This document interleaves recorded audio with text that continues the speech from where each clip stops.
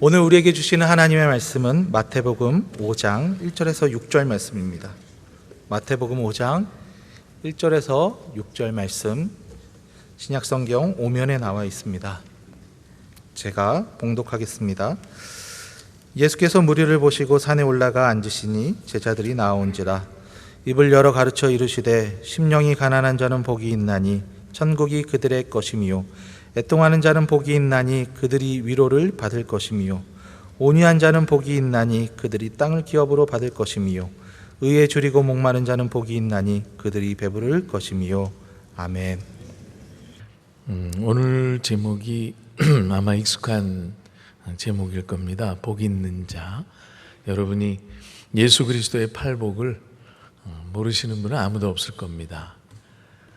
마태복음의 산상수훈 중에서도 가장 먼저 등장하는 8가지 복, 그 중에서 오늘 4가지 복을 같이 한번 생각해 볼까 합니다. 여러분, 누가 복 있는 자인가요? 99세까지 팔팔하게 살다가 100세에 돌아가신 분이 복 있는 자인가요?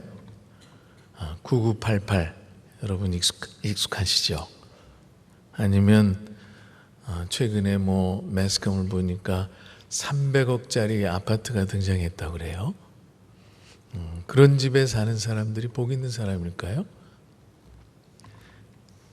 아니면 커다란 차, 얼마 전에 20대 청년이 롤스로이스를 몰다가 사람을 치었다는 기사를 봤는데요. 그 롤스로이스를 타고 다니는 사람이 복 있는 사람일까요? 주님은 그렇게 말씀하시지 않았습니다. 가난한 사람이 복이 있답니다. 굉장히 충격적이죠. 심한 파라독스가 있습니다. 이 마태는 심령이 가난한 자는 복이 있다 그랬는데, 누가는 그냥 가난한 자가 복이 있다 그랬습니다. 굉장히 단도직입적입니다. 그러면 여러분들 복 있는 자인가요? 아니면 중간 정도 복 있는 자인가요? 여러분 아주 가난하지 않으시죠? 그러면 진짜 복은 아직 모르시는 분입니다. 그것도 더욱이 심령이 가난해 보지 않은 사람은 진짜 복이 무엇인지 모른다는 거죠. 첫 번째 복이 심령이 가난한 자가 누리는 복입니다. 여러분 심령이 가난해 보셨나요? 아마 자녀를 먼저 보낸 어머니의 마음, 가난한 심정이겠죠. 얼마 전에 해병대 군인이 수색 작업을 하다가 물에 빠져 죽었습니다. 그 어머니가 장례식장에서 몇 번씩 실신하는 모습을 봤는데요.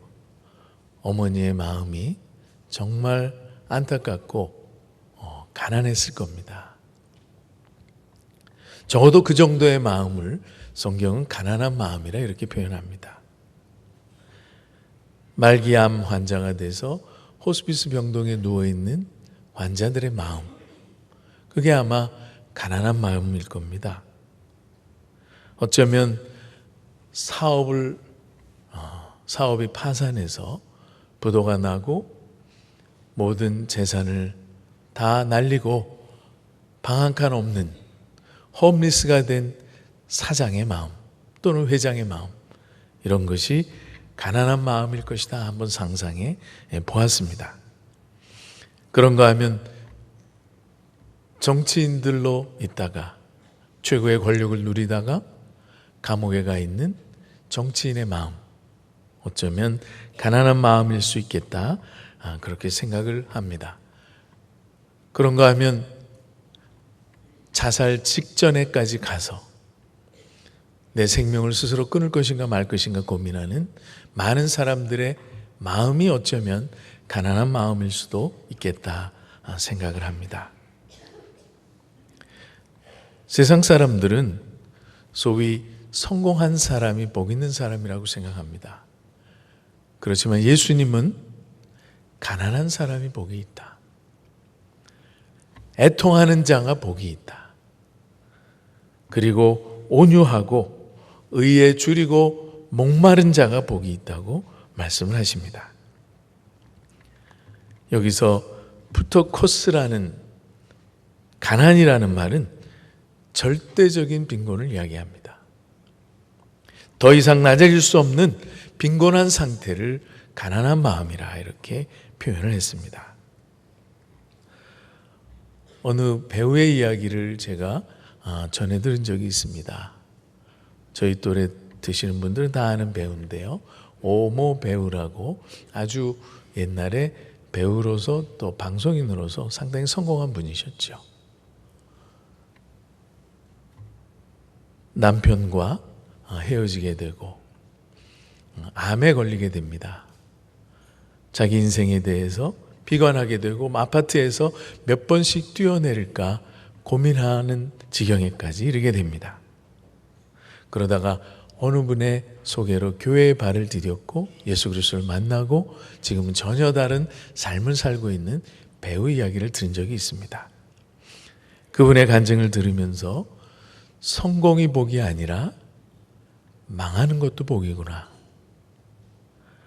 우리가 세상에서 많은 부를 누리면서 사는 것이 복이 아니라 때로는 부를 상실하는 것도 복이구나 하는 것을 깨닫게 됐습니다. 여기 심령이 가난한 자는 복이 있나니 천국이 그들의 것이라 그랬습니다. 여러분 정말 마음이 가난해 본 적이 있으신가요? 그렇다면 여러분은 정말로 복이 있는 사람입니다. 여기서 마카리오스라는 말은, 복이라는 말은 하나님이 주시는 신적인 복을 이야기합니다. 세상이 주는 복이 아니라, 세상 사람들이 생각하는 복이 아니라 영원하고 사라지지 않는 진정한 복을 이야기합니다. 이 복은 아무도 빼앗을 수 없는 복입니다.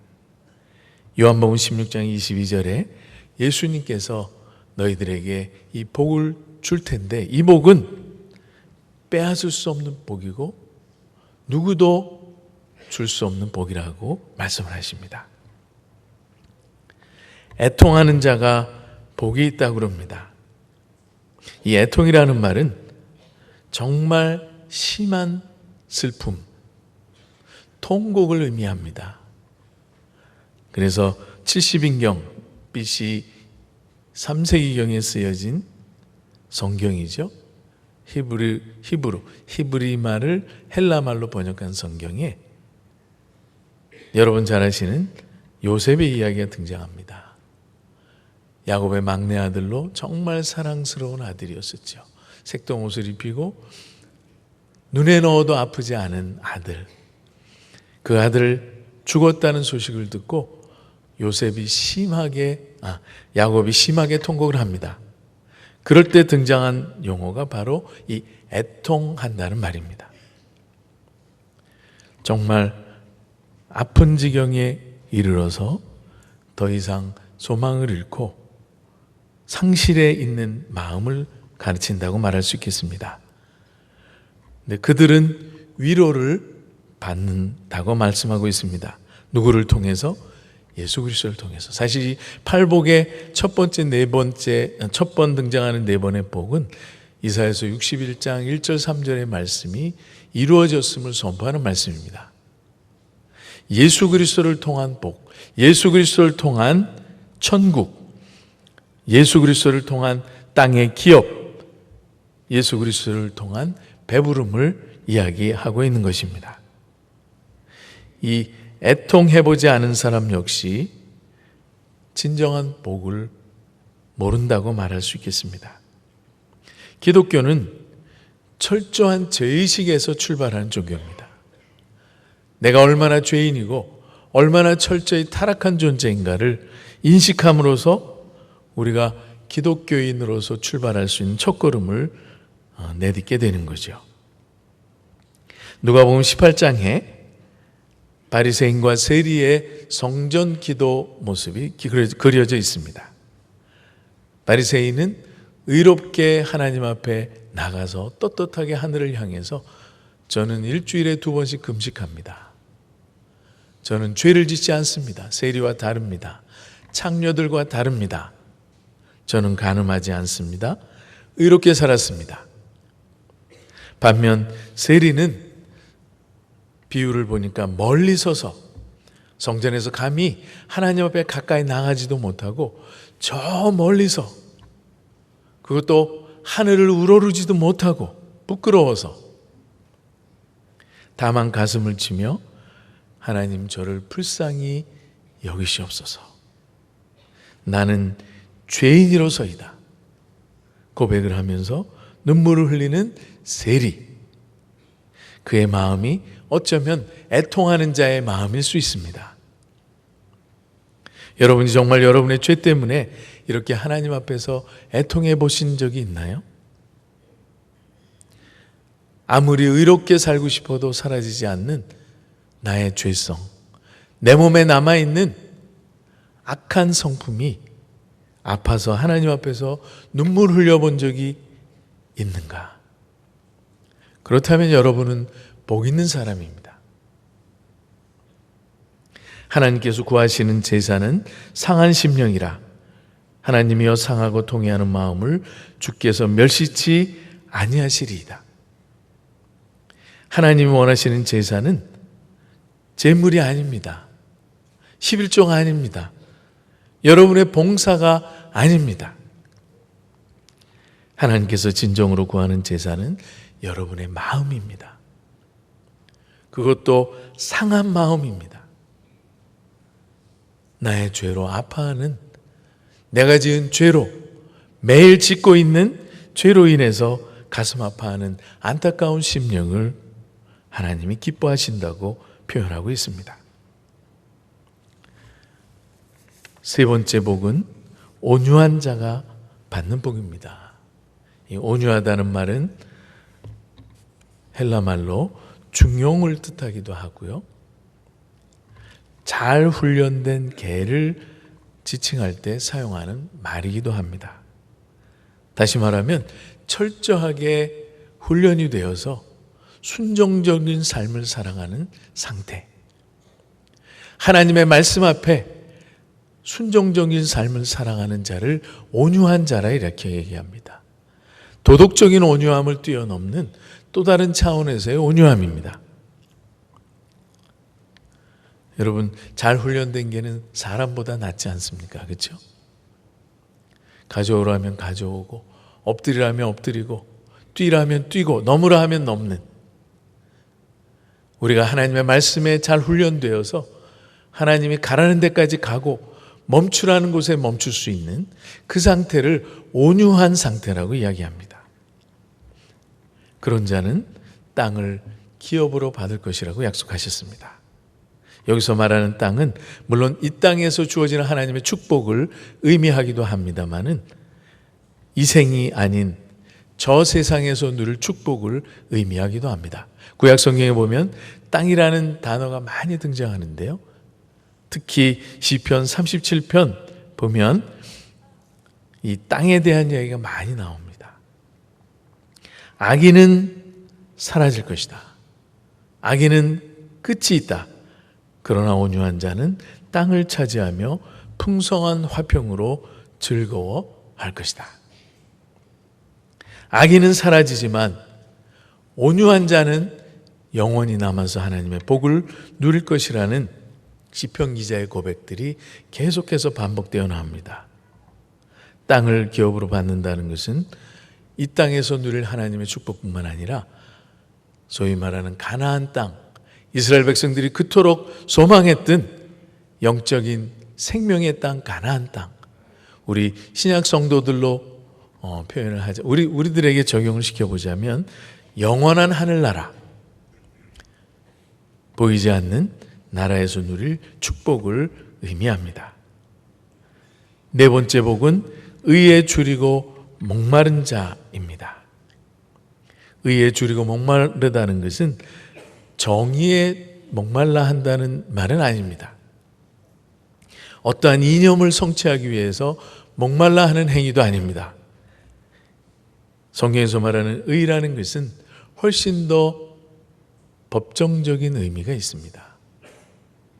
마치 판사가 죄인을 향해서 당신은 이제 더 이상 죄인이 아닙니다. 당신의 죄는 사해졌습니다. 죄인임에도 불구하고 수많은 단점과 오점들이 우리 안에 있음에도 불구하고 우리가 죄인이 아니고 죄 없다고 선언해 주시는 그 선언을 우리가 의롭다라고 부르는 겁니다. 이 의라는 것은 성경에서 등장하는 가장 중요한 단어 중에 하나이기도 합니다. 우리가 예수 그리스도를 통해서 말미암는 의, 예수 그리스도의 대속적인 죽음을 통해서 얻을 수 있는 의, 이 의로운 자는 배부름을 얻게 된다고 약속을 하고 있습니다. 사실 사도 바울처럼 의로운 삶을 산 사람도 없습니다. 물론 12사도에는 속하지 않았지만 부활하신 예수 그리스도를 다메섹 도상에서 만났던 바울, 매일 그리스도 때문에 죽음을 맞닥뜨렸던 바울이죠. 나는 날마다 죽노라. 그 바울도 마음속에 이 한 가지 해결되지 않는 죄의 문제가 있었습니다. 이 사실을 로마서 7장에 비교적 상세히 기록해 놓고 있는데요. 나는 공고한 사람이라 누가 이 사망의 몸에서 나를 건져내랴. 자기를 공고한 사람이라고 칭하고 있고요. 사망의 몸이라고 이야기를 합니다. 내 속 곧 내 육신에 선한 것이 거하지 아니하는 줄 아노라. 자기 속에 육신 안에 선한 것이 없다는 사실에 대해서 너무 절망하고 있는 거죠. 원함은 내게 있으나 행할 능력이 없노라. 선을 행하고 싶고 의롭게 살고 싶고 완전한 삶을 살고 싶지만 그 능력이 내 안에 없구나. 한탄하는 겁니다. 내가 원하는 바 선은 행하지 아니하고 도리어 원치 아니하는 악을 행하도다. 사도 바울 내면 속에 존재해 있는 죄성에 대해서 솔직하게 고백하고 기록해 놨습니다. 저 역시 동일한 고백을 날마다 합니다. 제가 88년에 목사 안수를 받았으니까 30여 년이 됐네요. 35년 된 죄인이죠. 저희 스승님이신 박윤선 박사님께서 80살 정도 되셨을 때 그런 말씀을 하셨어요. 설교 도중에 저는 80년 묵은 죄인입니다. 정말 하나님 앞에 의롭게 사셨죠. 하루에 2-3시간씩 기도하시면서 하루 종일 성경을 연구하시던 어른이십니다. 그분의 입에서 나는 80년 묵은 죄인입니다. 그 말이 그때는 이해가 안 됐어요. 그런데 제가 60 중반을 넘으면서 이해가 되기 시작했습니다. 아무리 의롭게 살고 싶어도, 아무리 거룩하게 살고 싶어도 끊임없이 나를 사로잡아오는 죄의 음성이 있습니다. 제가 가지고 있는 육체로 인해서, 여기 사도 바울의 고백대로 육신을 가지고 있는 한 우리는 절대적으로 의로운 삶을 살 수가 없습니다. 우리 안에 그런 능력이 없습니다. 그래서 애통하게 되는 거죠. 하나님 왜 이 모양입니까? 목사가 된 지 35년 됐습니다. 신학교에서 목사 후보생들을 가르치는 교수입니다. 그런데도 여전히 제 안에는 죄가 있습니다. 죄가 날마다 나를 사로잡아 옵니다. 저의 모습을 보면서 좌절하게 되고 하나님 앞에 다시 나아가 애통하게 됩니다. 그럴 때 하나님께서 위로해 주시는 거죠. 그래, 너는 죄인이다. 그러나 나로 인해서 너는 의롭게 되었느니라. 날마다 이 은혜를 경험하면서 제가 얼마나 복된 자인가를 하나님 앞에 되뇌이며 하루하루를 살아가고 있습니다. 여러분, 누가 복 있는 자입니까? 누가복음 12장에 부자 이야기가 나옵니다. 한 부자가 있었다. 이 부자는 농사를 많이 짓고 재물이 넉넉해서 창고를 계속해서 늘려지었습니다. 올해도 소출이 넉넉하니까 창고를 하나 더 짓자. 그러면서 이렇게 이야기합니다. 내 영혼아, 이제는 평안히 즐기면서 쉬어라. 그때 하나님이 오늘 밤에 내 영혼을 도로 찾겠다라고 말씀하십니다. 그러면 도대체 그 소유가 누구 것이 되겠느냐? 예수 그리스도의 비유의 말씀입니다. 이 사람을 어리석다라고 표현합니다. 아프론 부재. 아프론이라는 말은 아주 잘못 선택한, 어리석은, 바보 같은, 어린아이 같은 뜻이거든요. 오늘 죽을지도 모르는데 수많은 재산이 무슨 의미가 있느냐 너한테. 정말 중요한 것은 너의 영혼이다. 정말 중요한 것은 지금의 삶이 아니라 죽음 이후의 삶이다. 100년의 삶이 중요한 것이 아니라 100년 뒤에 전개될, 죽음 뒤에 전개될 삶이 너에게서는 정말 중요하다는 사실을 주님이 가르치고 계신 겁니다. 자기를 위해서 재물을 쌓아두고 하나님께 대하여 부요하지 못한 자라, 이렇게 기록되어 있습니다.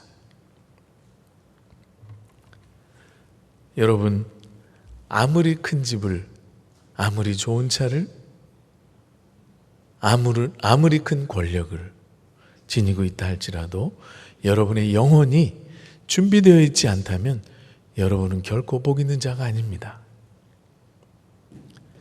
300억짜리 집에 살아도, 롤스로이스를 타도 미래에 대한, 죽음 뒤에 준비가 되지 않은 사람은 복이 없는 사람입니다. 시편 73편에 의인의 고통이 기록되어 있습니다. 하나님 앞에서 정직하게 살았고 의롭게 살았습니다. 그런데 옆에 있는 악인들의 형통을 보고 시험에 들기 시작했습니다. 그들에게는 고난도 재앙도 없습니다. 그들은 항상 평안합니다. 그들의 재물은 날마다 불어납니다. 이 의인이 아니라 악인의 형통을 기록한 겁니다. 이 악인들의 형통 앞에서 심한 고통을 겪습니다. 하나님께 따집니다. 하나님, 도대체 어떻게 됐습니까? 이 세상이 거꾸로 됐습니다. 의인이 이런 형통한 삶을 살아야 되는데 어떻게 악인이 이러한 형통한 삶을 삽니까? 자기의 삶을 되돌아봅니다. 자기의 삶은 종일 재난을 당했다, 이렇게 기록합니다. 그리고 날마다 징벌을 받았다, 이렇게 기록합니다. 이해가 되지 않는 거죠. 당연한 고통입니다. 어떻게 의인인 나는 종일 고난을 당하고 종일 징벌을 당하는가? 이해가 되지 않았습니다. 고민 끝에 성전에 들어가서 하나님 앞에서 답을 얻습니다. 하나님이 이렇게 말씀하십니다. 그들은 이 세상이 끝이야. 너는 그 뒤에 전개될 영원한 생명이 너를 기다리고 있어. 그제서야 답을 얻습니다. 여러분, 100년 동안 이 땅에서 잘되고 행복하게 살기를 원하시나요? 아니면 영원한 삶을 살기를 원하시나요? 시편 기자가 시편 73편 마지막 절에 이렇게 기록합니다. 하나님께 가까이함이 내게 복이라.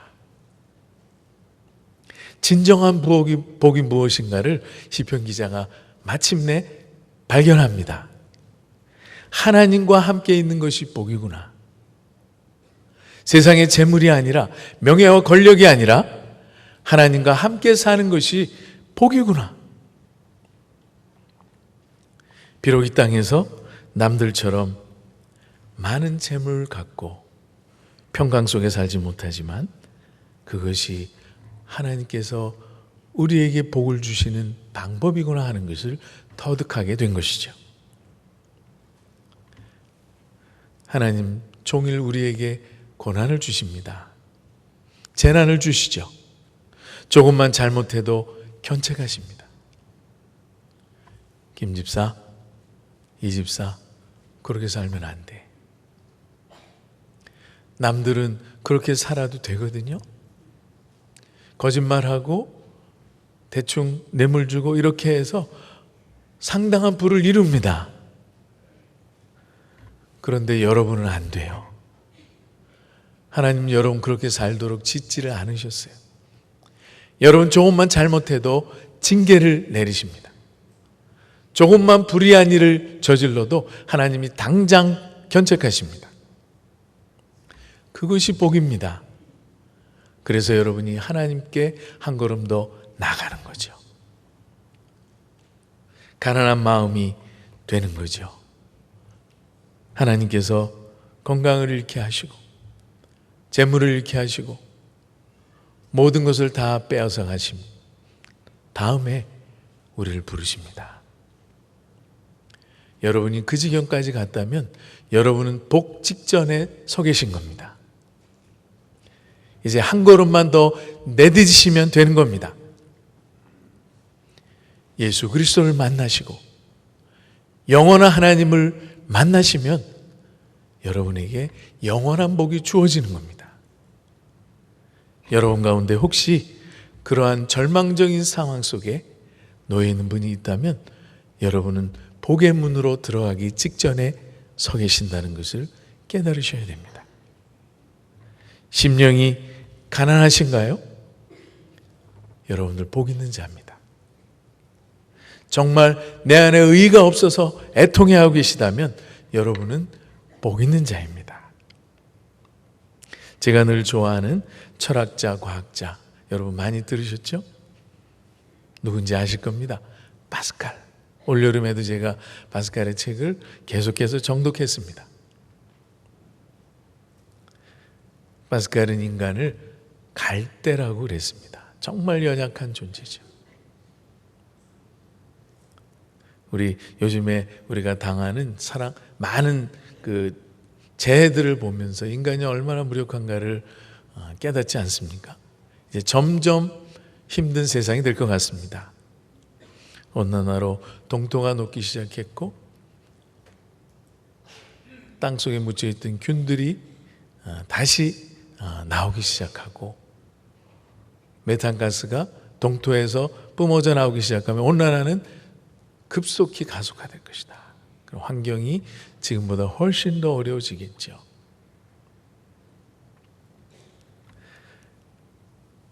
파스칼은 인간을 연약하다고 표현했습니다. 그래서 갈대라 이렇게 표현했는데요. 그냥 갈대가 아니라 생각하는 갈대입니다. 그 당시에 데카르트하고 동시대 인물이거든요. 나는 생각한다, 고로나는 존재한다.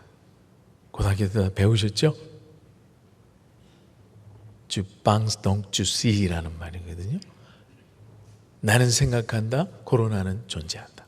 자기 존재를 아무리 거부하고 싶어도 생각하는 나의 존재는 거부할 수가 없잖아요. 도대체 내가 누군가? 나는 무엇인가? 어디서 와서 어디로 가는가? 나는 던져진 존재인가? 나는 허무한 존재인가? 고민하는 그 자체, 생각만큼은 부인할 수 없었죠. 그래서 데카르트는 존재의 실존적 사고를 자기 생각에서부터 출발합니다. 파스칼도 마찬가지죠. 갈대는 갈대인데 생각하는 갈대예요. 생각하고 또 생각하고 나는 누군가? 과학자로서 사상가로서, 철학가로서, 사교계에서 화려한 삶을 살아가면서 자기 존재에 대해서 끊임없이 고민합니다. 그러면서 인간은 비참한 존재구나. 결국은 죽음이라는 마지막 최종 종착지에서 모든 인간의 존재는 끝나는구나. 거기서부터 그의 고민이 심각해지기 시작합니다. 그렇다면 인간은 무엇인가? 살 동안 무엇을 어떻게 준비하며 살아야 되는가? 그러면서 인간의 위대함은 자신이 비참하다는 사실을 깨닫는 것이다 그랬어요. 인간이 위대해요. 생각을 통해서 한 가지를 발견했습니다. 뭘 발견했습니까? 비참하다는 사실을 발견한 거예요. 모든 인간은 죽는구나. 그렇다면 죽음이 과연 끝인가? 고민하기 시작했고요. 자기의 영혼의 깊은 질문에 대해서 끊임없는 고뇌 속에 삽니다. 그게 가난한 심정이지요. 그것이 애통하는 자의 마음입니다. 그러다가 1654년 요한복음 17장 3절을 읽으면서 그 해답을 얻습니다. 영생은 곧 유일하신 참 하나님과 그가 보내신 자 예수 그리스도를 아는 것이다. 이 말씀이 자기 안에 불처럼 들어왔습니다. 그래서 펜을 들어 짧게 글을 썼는데 그 글의 제목이 불이에요. Fire. 이 말씀을 읽는 순간 영생이라는 것이 이렇게 주어지는 거구나. 진정한 복은 예수 그리스도를 만나고 하나님을 아는 데서 오는 거구나. 파스칼이 깨닫고 그날의 감격을 평생 동안 자기 양복 가슴에 간직하며 살았습니다. 여러분, 어떤 것이 진정한 복입니까? 여러분들이 추구하며 살고 있는 삶의 목적이 무엇입니까? 100년이에요? 그렇다면 여러분은 복 있는 자가 아닙니다. 100년 뒤에 벌어질 영원이라는 시간에 투자하시기 바랍니다. 많은 사람들이 100년에 투자합니다. 100년 동안 어떻게 잘 살 것인가? 이 100년 동안 어떻게 건강하게 편안하게 살 것이냐? 어느 목사님이 그런 말씀하셨습니다. 돈이라는 것은, 부여라는 것은 편안하게는 해주지만 평안하게 해주지 못한다. 물질이 우리를 편안하게 해줄 수는 있습니다. 그러나 물질이 우리를 평안하게 하지는 못합니다. 여러분, 100년에 투자하시겠습니까? 아니면 영혼에 투자하시겠습니까? 영혼이라는 시간이 너무 이해가 안 되죠.